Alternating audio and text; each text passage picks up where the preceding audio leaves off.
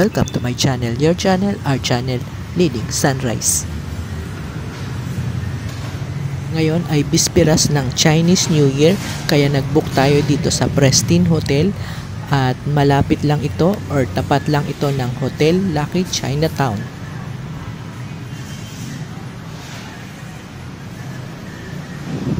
Pagpasok pa lang natin ng hotel, ang linis at may nag-a-assist na dito lang sa may hallway, kaya sinamahan niya ako sa pag-open ng ating door. Ang ating room ay napakaganda at swerte nga at binigay sa atin ang 8008. At eto na nga, pagbungad ko pa lang sa room, makikita mo na yung frosted glass na CR, kumpleto sa mga kagamitan. Makikita mo rin yung malaking bed, may mga upuan, at meron ding television. Pwede rin dito mag work.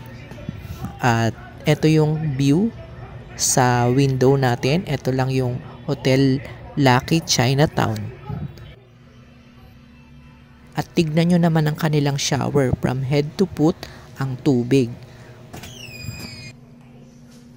Ang kagandahan dito, lahat ay may ilaw. Mga pin light lang naman, kaya hindi nakakasilaw.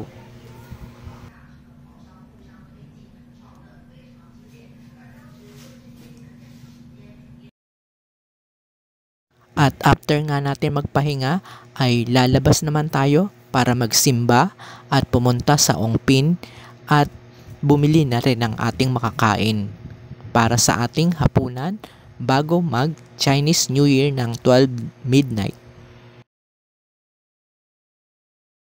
Ito nga pala ang kanilang hallway.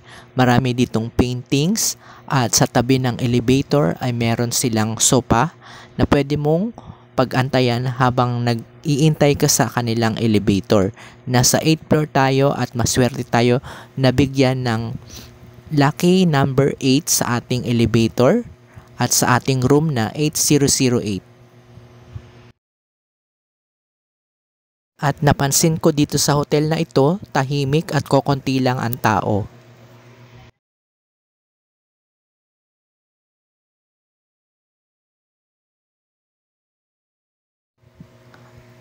At narito na tayo sa may labas, papunta tayo ng Binondo Church para magsimba at ang daming pagkain dito na mabibilhan.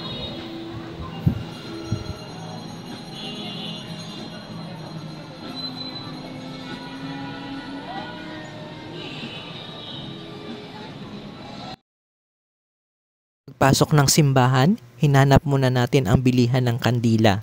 Narito lang yan sa may gilid at may mga souvenir item din silang binebenta. So ang binili muna natin ay kandila, 3 kandila ang ating sinindihan at nagdasal na rin tayo.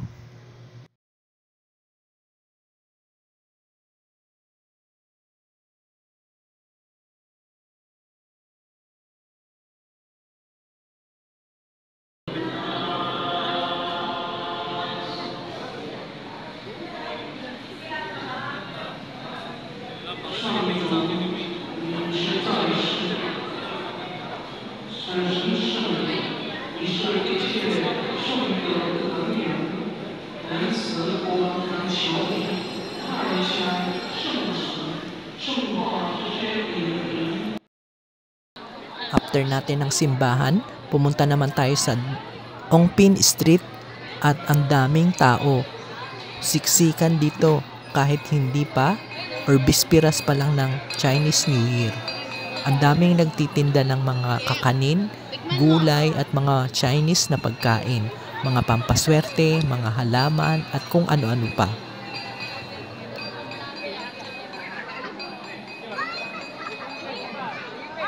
At eto nga, may nakita pa tayong mga mascot, kaya naman ang mga bata ay tuwang-tuwa sa pagpapapicture dito sa mga mascot na ito. Marami ring ilaw, mga decoration na pang Chinese at akalain mong sa dami ng taong dumaraan dito, nagagawa pa ng mga sasakyan na dumaan dito.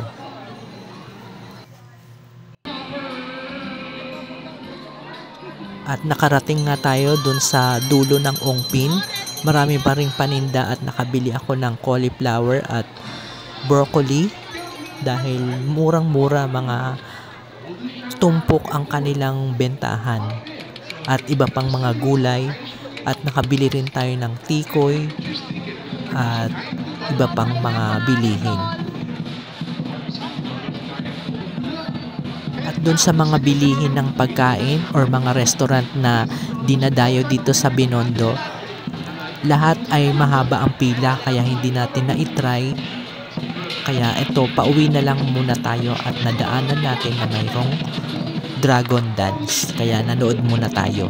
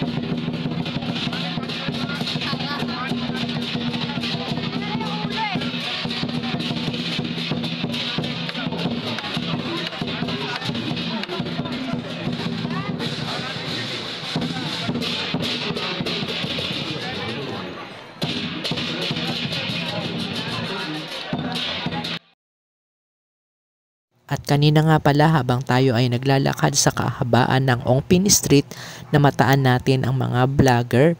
Marami rin sila dito at nagko-cover ng mga food at mga traditional na Chinese activity.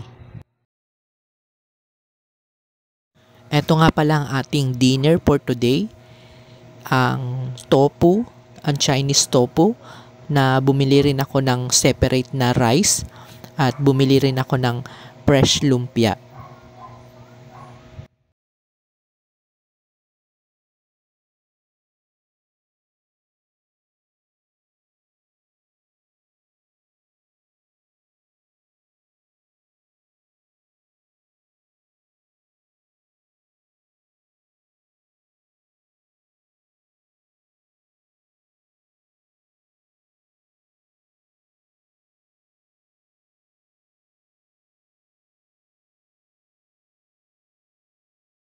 Ang sarap guys ng kanilang Chinese tofu.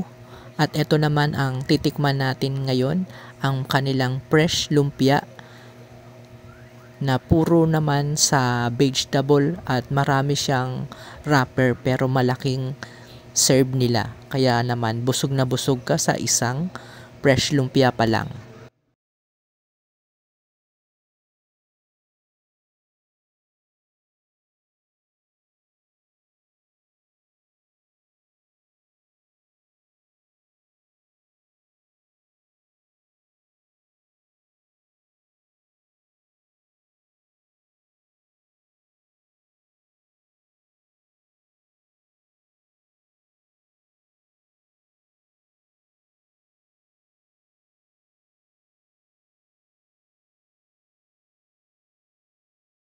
May kasama na ring sauce at sa loob ay parang meron siyang linga, kaya naman napakasarap ng isang serving nito.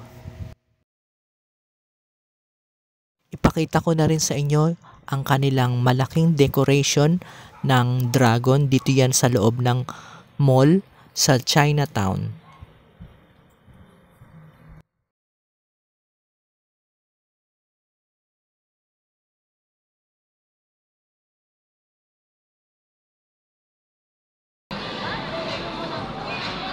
After nga nating mag-dinner ay lumibot naman tayo dito sa labas ng mall dahil marami rin silang mga pagkain dito, mga karinderya kumbaga. So, eto muna ang nasilayan natin. Dito yung kanilang stage. Meron silang Chinese New Year countdown. At nalibot nga natin, nadaanan natin itong fortune tree na puno ng mga coins. At marami nagpapapicture dito.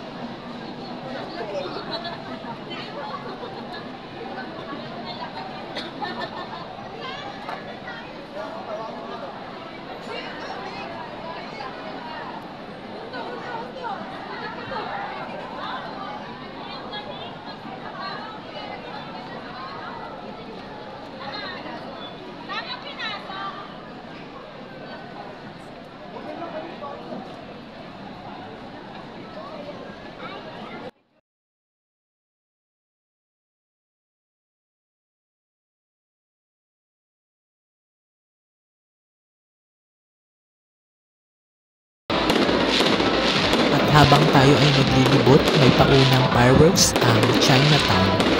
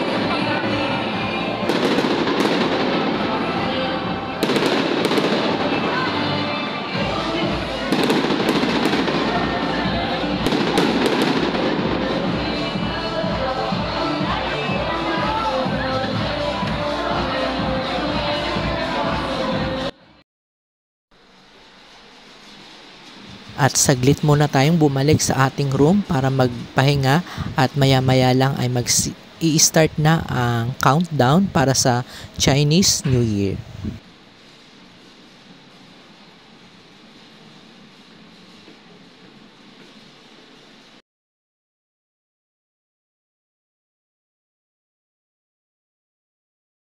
At eto na nga ang ating inaabangang fireworks.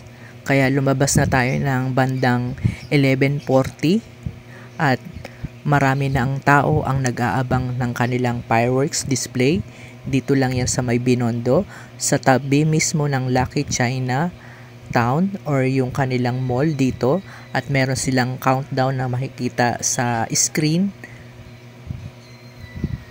Kaya tumutok lang kayo at makikita natin ng buo ang kanilang fireworks display. At habang papalapit na ang Chinese New Year, parami naman ng parami ang mga taong nag-aantay dito sa street na ito. Marami ding mga fire truck at mga nagtitinda ng mga balloon. So lahat ay excited na masaksihan nga itong fireworks display.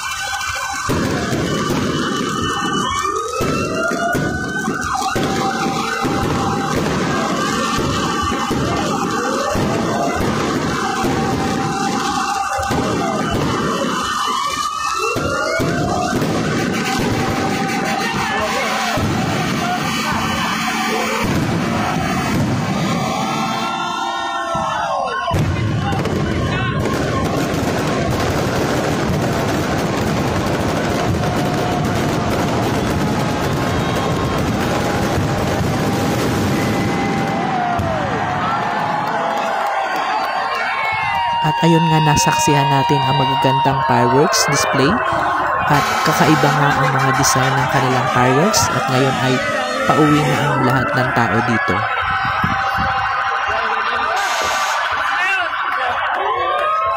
Gongsi Pachay sa lahat. Nagpunta naman ako dito sa may Lucky Chinatown para saksihan ang mga dragon dance. At ayan, nakapila na sila. Mag-start pa lang sila sa pagpunta sa mga establishment para simulan ang kanilang tradition na dragon dance.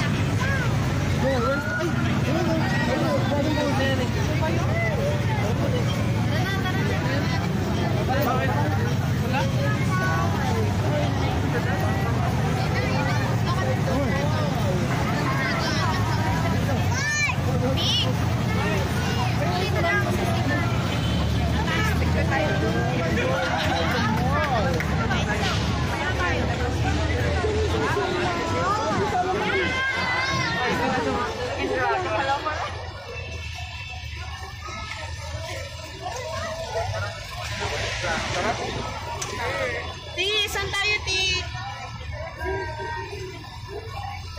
Ilagay pa kayo.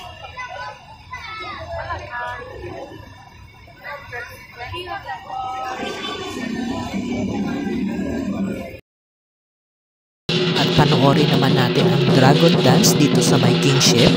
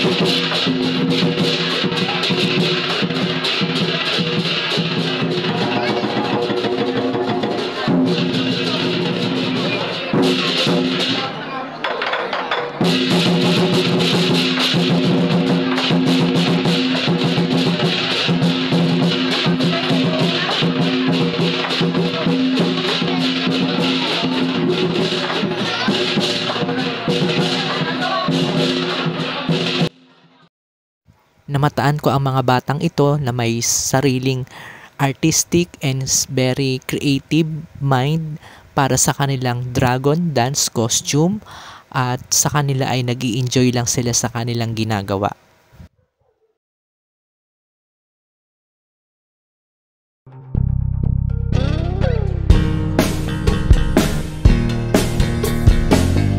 And this time, kung umabot ka dito sa ating video, sa ating mga selfie picture.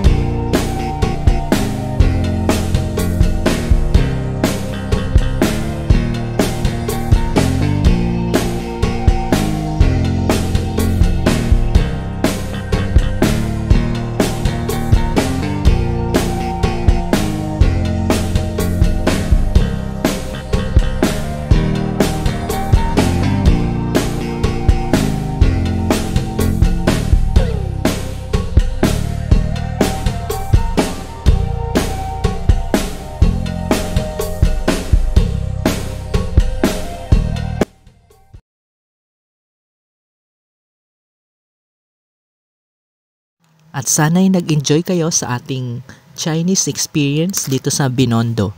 Hanggang sa muli, bye for now guys!